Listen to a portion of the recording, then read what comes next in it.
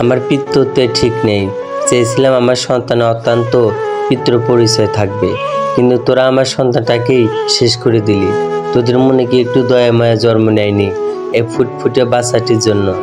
হঠাৎ এমন কথাটি শোনা মাত্রই সেখানে থমকে গেল সবাই। কারণ কি বলছে এইসব চৈতি? হাসিব বলল, কি চৈতি এমন কথা বলতেছো কেন? তোরা আমাকে ঘরের বউ হিসাবে মেনে নিবি না সেটাই মানলাম, কারণ আমি একজন খারাপ মেয়ে। কিন্তু আমার নিষ্পাপ সন্তানকে হত্যা করলি কেন? কি ছিল তার দোষ? সে তো ছিল নিষ্পাপ। কি আমার সন্তানকে মেরে ফেলছে? হ্যাঁ, তোর এই মা আমার সন্তানকে এই পৃথিবীতে থাকতে দেয়নি। ওর হরিণের মতো দুটি চোখ তুলে ফেলেছে, কিডনি বের করে নিয়েছে। চৈতির মুখে এমন বেদনাদায়ক কথা শুনে সবার চোখের কোণে পানি চলে আসলো। মা, তুমি কি সত্যি আমার সন্তানের সঙ্গে এমন করছো, নাকি চৈতি মিথ্যা বলতেছে? হাসিবের কথা শোনার পরেও সে নিশ্চুপ হয়ে আছে, না দিচ্ছে কোনো উত্তর। মা, তোমার এই নিশ্চুপ থাকাটা কি সত্যি? এটাই বুঝাই তুমি আমার সন্তানকে হত্যা করছো? হ্যাঁ, আমি হত্যা করছি, কিন্তু এইটাই তোর সন্তান না। এই সন্তানের আসল বাবা হচ্ছে। প্রিয় পাঠক পাঠিকা, লোডিং রাখলাম, সময় হলে সব কিছু সামনে আসবে। না, এইটা আমার সন্তান। বলছি না এইটা তোর সন্তান না। এত কথা বলিস কেন? হ্যাঁ, তাহলে কি ডাক্তার সেদিন রিপোর্ট ভুল দিয়েছিল আমাদের? হ্যাঁ, কিন্তু একটি ডাক্তার কিভাবে ভুল রিপোর্ট দিতে পারে আমাদের শুনি? আমি ডাক্তারকে টাকা খাইয়েছিলাম, এই কারণে সে আমার কথা মতো রিপোর্ট দিয়েছে। কি? কিন্তু কেন এমনটা করলে তুমি? কারণ বাচ্চাদের কিডনি, চোখ, রক্ত এগুলো একটু বেশি দামে বিক্রি হয়। ও, তার মানে চৈতি সব সত্যি কথাই বলেছে।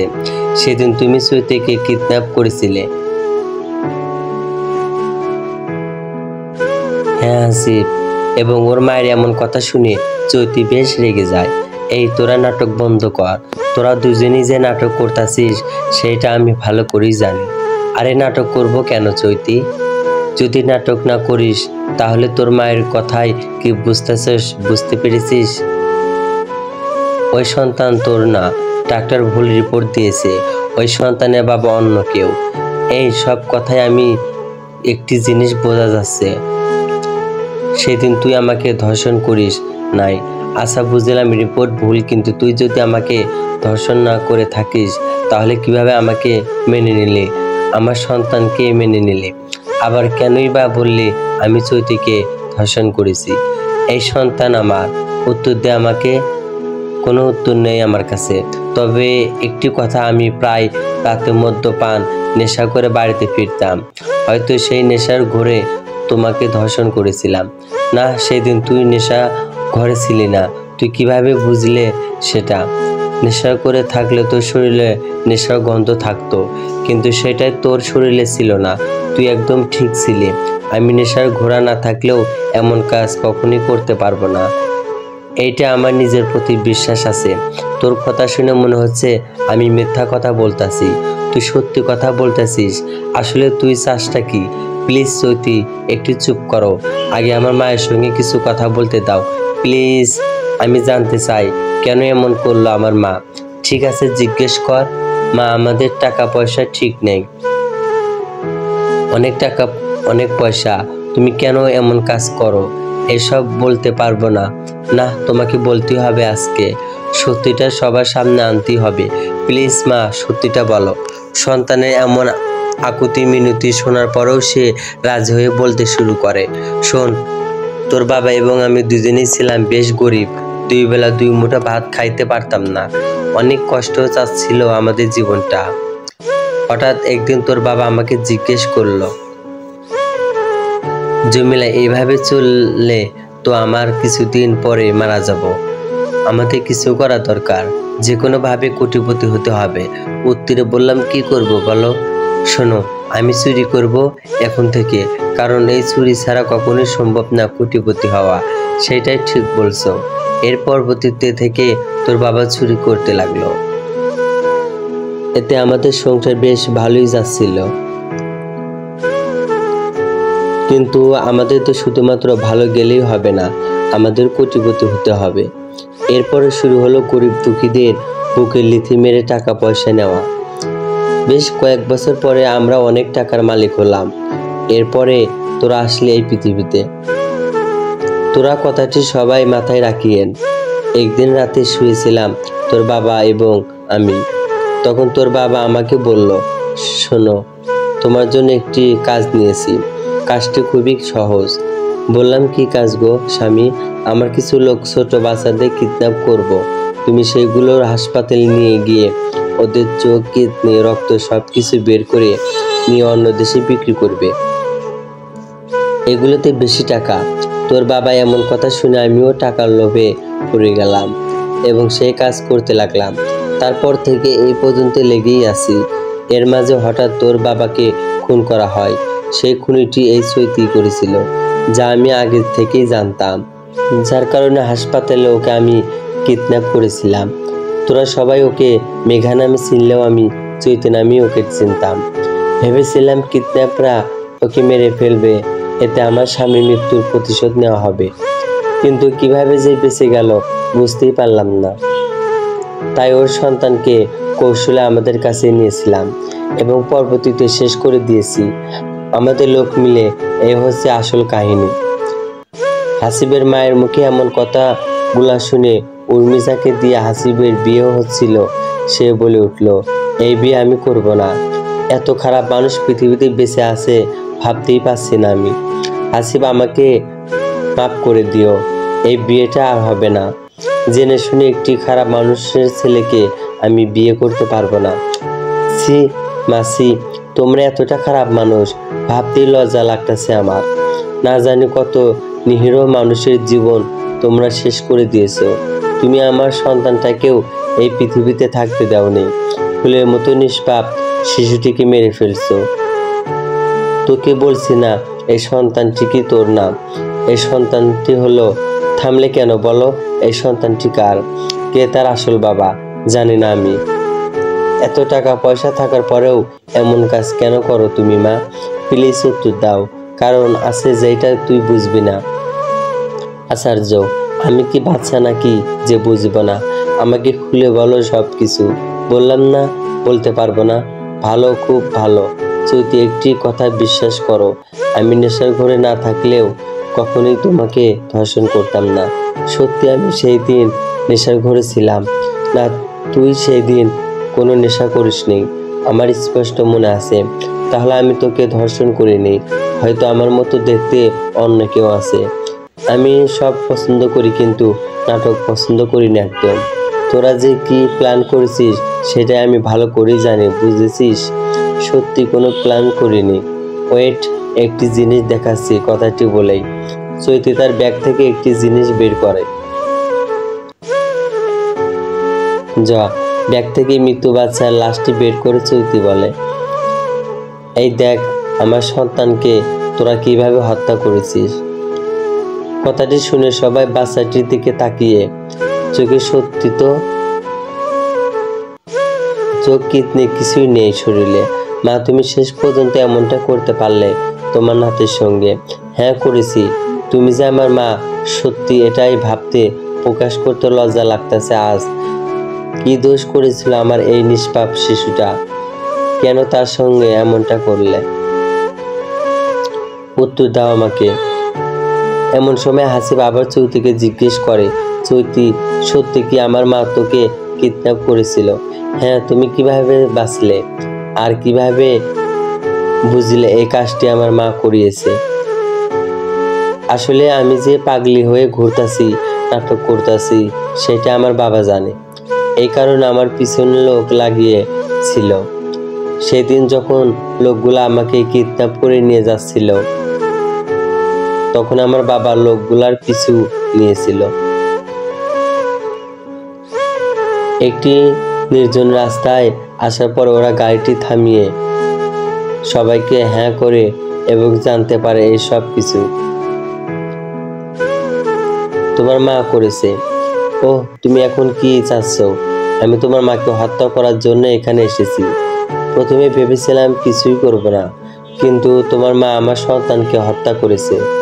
এই জন্য আমিও নিজের হাতেই তাকে হত্যা করব, সেটাও এখনই। এমনটি না করলে হয় না। না, হয় না। ঠিক আছে, তোমার যা ইচ্ছা তুমি করতে পারো। এমন মায়ের দরকার নেই যে মায়ে এতটা জঘন্য কাজ করতে পারে। যাও, নিয়ে যাও। হাসিব, তুই এই কথাটি বলতে পারলি? কি করি নাই তোর জন্য? হ্যাঁ, এইসব কিছু তোদের জন্যই করেছি। তোদের জন্য করেছি মানে? আমি বাদে আরো কেউ আছে নাকি? হ্যাঁ, হা হা হা হা হা হা। হাসতাছো কেন? বলো সত্যি কাহিনী কি? সময় হলে বুঝতে পারবি কেন হাসতাছি। আসবে, সে ফিরে আসবে। সে ফিরে আসলে তোরা সবাই শেষ হবি। মানে সে আসলে সব মানে উত্তর পেয়ে যাবি। আমাকে শেষ করে এতটা সহজ নয়। কথাটি মাথায় রাখিস চৈতি। তোর যেই বাবা আসুক না কেন, আমার হাত থেকে আজ তোর রক্ষা নেই। তোকে আমি শেষ করবই, সেটা দেখাই যাবে কে শেষ হয়। মা, তুমি কি বলতে চাচ্ছ প্লিজ খুলে বলো। এমন কাহিনী করার কি আছে এখানে? হ্যাঁ, এই চুপ কর। তোর এই মুখে আমাকে মা ডাকবি না। একটু আগে কি বললি মনে নেই? কেন মিথ্যা বলেছি? তুমি তো সত্যি এমন কাজ করো, তাহলে তোমার শাস্তি হওয়াটা কি স্বাভাবিক না? আমার শাস্তি হবে এইটা আমি মানতে পারি না। আমি আরো এমন কাজ করব। আমার টাকা চাই, টাকা। তুই টাকার নেশায় অন্ধ হয়ে গেছো মা। এই টাকাই তোমাকে শেষ করে দেবে। এইটাই আমি বললাম তোমার সন্তান হয়ে, বুঝছো? সন্তান হয়ে এই কথাটি বললি। তুই তো দেখি আমার বড় শত্রু। হ্যাঁ, তোকে পরে দেখে নেব আমি। তুই সন্তান নামের কলঙ্ক। মায়ের মুখে এমন কথা শুনে হাসিব রাগান্বিত হয়ে বলে, চৈতি, এই মুহূর্তে এই খুনিটাকে আমার চোখের সামনে থেকে নিয়ে যাও। এর মুখ আমি দেখতে চাই না। এইদিকে বিয়ের বাড়িতে এমন কাহিনী দেখে উর্মির বাসার লোকজন বলতে থাকে, আল্লাহ আমাদের নিজ হাতে বাঁচিয়েছো। এমন খারাপ পরিবারে আমাদের মেয়েটির বিয়ে হচ্ছিল ভাবতেই পারিনি। এই চলো সবাই এ বাড়ি থেকে, আর এক মুহূর্তেও থাকতে চাই না। এমন কথায় হাসিব বেশ কষ্ট পেয়ে তার মাকে উদ্দেশ্য করে বলে, দেখছো মা, আজ তোমার জন্য আমার বিয়েটা হচ্ছে না। এর থেকে কষ্ট কি আছে বলো? আরে উর্মি, কোনো মেয়ে হলো, এর থেকে আরো সুন্দর মেয়ে দেখে তোর বিয়ে দেব। আগে তো আমার হাত থেকে রক্ষা পা, তারপরে না হয় এই কথাগুলো চিন্তা করিস। চৈতি, তুই আমার কিছু করতে পারবি না, তার আগেই আমি ফুরুং হয়ে যাব। হা হা হা। চৈতি আপু, প্লিজ এই মেন্টালকে এই জায়গায় থেকে নিয়ে যাও। এর কথা আর শুনতে ইচ্ছা করতেছে না, পাগল হয়ে গেছে ও। উর্মি। এরপরে চৈতি তখনই হাসিবের মায়ের চুলে ঝুঁটি ধরে নিয়ে যাচ্ছিল, এমন মুহূর্তে একটি ফোন আসে। ফোনটি রিসিভ করে ওপাশ থেকে আওয়াজ আসে, এই তোকে ধর্ষণ করেছি আমি, এখন তোর পালিত মাকেও ধর্ষণ করব যদি আমার মাকে ছেড়ে না দিস। কথাটি শুনে চৈতি বুকটি কম্পন দিয়ে উঠল, কারণ কে এই লোকটি যে কিনা আমার মাকে কিডন্যাপ করেছে, আমার ধমক দিচ্ছে। চৈতি জিজ্ঞেস করলো, এই কে আপনি? তোর অসময়ের স্বামী আমি। মানে এত মানে বোঝার দরকার নেই, তোকে যা বলছি তাই কর। এই মুহূর্তে সরি, ঠিক আছে, দেখ তাহলে কি করে আমি। কথাটি বলি ছেলেটি ফোন কেটে দেয়। হা হা আহা, বলছি না আমার কিছু করতে পারবি না। আমার সন্তান শেষ করে দেবে তোদের সবাইকে। ও, তার মানে তোর আরো সন্তান আছে? হ্যাঁ, তোমার আরো সন্তান আছে মানে? কি বলো এসব মা? হ্যাঁ, আমার আরেকটি সন্তান আছে, যে কিনা জানে না শুধুমাত্র আমি ছাড়া। আর তার মানে তুমি এতদিন ধরে আমার সেই ভাইকে লুকিয়ে রাখছিলে। হোম, সে দেখতে কেমন? কি করে? ওই একজন মাফিয়া ওয়ার্ল্ডের কিং, যার নাম শুনলে বাসা থেকে কেউ বের হয় না। যেভাবে কথা বলতেছো আমার তো মনে হচ্ছে আব্দুল মাফিয়া মানে হয়, যাকে আজ পর্যন্ত কেউ দেখেনি। হা হা, ঠিক ধরতে পেরেছিস। আব্দুল হলো আমার সন্তান, যার কথায় হাজারো সন্ত্রাসী থরথর করে কাঁপে। কথাটি শোন। চৈতিও বুকে একটু কম্পন দিয়ে ওঠে, কারণ এই আব্দুল এতটাই ভয়ঙ্কর যা বলার মতো না। আজ পর্যন্ত তার শরীরে লোমেরও কেউ দেখেনি। এমন সময় চৈতির মনে হয়, আমি তো আব্দুলের বাবাকে হত্যা করেছি, তবুও সে কেন প্রতিশোধ নিল না কেন? আমাকে খুঁজে বের করা তো মুহূর্তেই কাজে ওর। কি মুখটা কেন জানি বাংলার পেঁচের মতো হয়ে গেল। চৈতি এক বুক সাহস নিয়ে বলে, শোন, আমি কাউকে ভয় পাই না। আমি আর তোর সন্তান তো দূরের কথা, বুঝতে পেরেছিস? সেটা দেখেই যাবে একটু পরে। ওয়েট, তোর সন্তানকেই ডাক দিয়ে নিচে আসতেছে এখানে। কথাটি বলেই চৈতি সেই নাম্বারে ফোন দেয়। ফোনটি রিসিভ হলো, বলতে থাকে, শোন আব্দুল, যদি তোর ভাই মাকে জীবিত পেতে চাস তাহলে তোদের বাসায় আয়। তাহলে এখনই গুলি করে সবগুলো এখানেই শেষ করব। তুই শেষ করবি, আমি কি বসে থাকবো? আমি জানতাম তুই ফোন দিবি। আমার মা এবং ভাইকে ছাড়, তোর মাকে ছেড়ে দেব। দেখ, উনি আমার নিজের মা নয়, মারা গেলেও আমার কিছু যায় আসে না। কিন্তু তুই জানিস না, আসিস তাহলে তোর ভাই মা শেষ হবে, এটাই নিশ্চিত থাক। এই, তুই জানিস কার সাথে পাঙ্গা নিয়েছিস? ভালো করেই জানি। তোর বাবার মতো তুইও একটি খুনি। বাহ, আমার সম্পর্কে অনেক কিছুই জানিস। একটু ওয়েট কর, আমি আসতেছি। হ্যাঁ, আয়।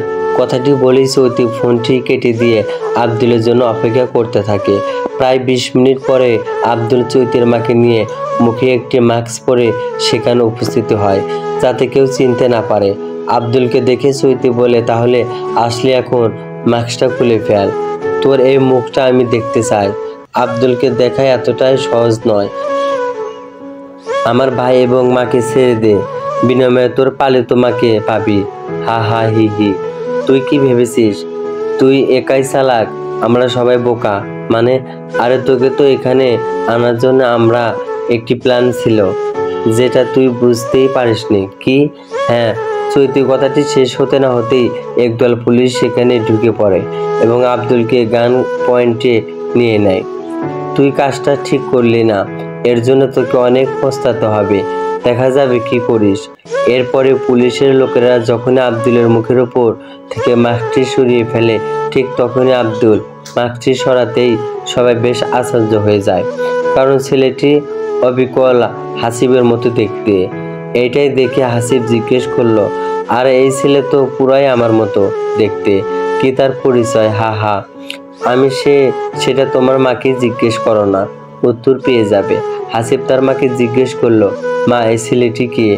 আমার মতোই বা দেখতে কেন? ও হলো তোর যমজ ভাই আব্দুল। জন্মের পরে ওকে আমি অন্য জায়গায় রেখেছিলাম, শুধুমাত্র সন্ত্রাসী বানাতে। কি? হ্যাঁ। তাহলে এতদিন আমাকে সেই কথাটি লুকিয়ে রাখছো কেন? এর অনেক কারণ আছে, সবকিছু তোকে পরবর্তীতে খুলে বলবো, চিন্তা করিস না বাবা আমার। এদিনও এমন কথা শুনে চৈতি বলে উঠল, শোন, এই কথাগুলো সব জেলে গিয়ে বলিস।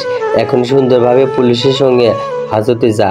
আব্দুলকে ধরা এতটাই সহজ কাজ না যতটা তোরা ভেবে রাখিস। ফান্দে পড়লে সবাই এমন কথাই বলে। যদি সাহস থাকে আমাদের হাত থেকে পালিয়ে দেখাও, তাহলে বুঝবো তোর দম আছে। চৈতি, শোন, এই আব্দুলকে আজ পর্যন্ত কেউ কোথাও আটকে রাখতে পারেনি, আর তোরা তো সামান্য। এই, তোমরা চুপ করো, আমার কথার উত্তর চাই আগে, প্লিজ। হাসিব, কি জানতে চাস বল। আব্দুল, তুমি কি চৈতিকে ধর্ষণ করেছিলে সেই রাতে? হ্যাঁ, আমি ধর্ষণ করেছিলাম। আর দোষ হয়েছে তোর, তাই না? অবশ্যই। তুমি কাজটি ঠিক করো নাই। কোনটি ঠিক আর কোনটা ভুল সেটা আমি ভালো করেই জানি, আমাকে বোঝাতে হবে না তোকে। ভালো, খুব ভালো। এখন চল আমার সাথে, ধীরে ধীরে সব জানতে পারবি তুই। কোথায় যাব আমি? আমাদের বাড়িতে যাবি, যেখানে এর আগে তুই যাসনি। হা হা। তোকে এখন পুলিশ ধরে নিয়ে যাবে। আর তুমি তো বলেছো বাড়িতে যাবে, এই পুলিশ আবার কিছুই করতে পারবে না। চল আমার সঙ্গে। আব্দুলের কথা শোনা মাত্রই চৈতি বলে উঠল, হাবিলদার, এই যদি একটু নড়াচড়া করে তাহলে এখানে গুলি করে শেষ করবা। Yes madam. এখানে হাবিলদার চৈতির ম্যাডাম কেন বলতেছে, একটু পরেই জানতে পারবেন। শোন চৈতি, তোর এই পুলিশ আমার কিছুই করতে পারবে না। তুই কে সেটাই আমি ভালো করেই জানি। ওহ, আমার সম্পর্কে তাহলে তুই জানিস? খুশি হলাম আমার সঙ্গে জানিস এইটা ভেবে। এদের কথায় সেখানে উপস্থিত থাকা সব মানুষের মাথা গোলমাল হয়ে গিয়েছে।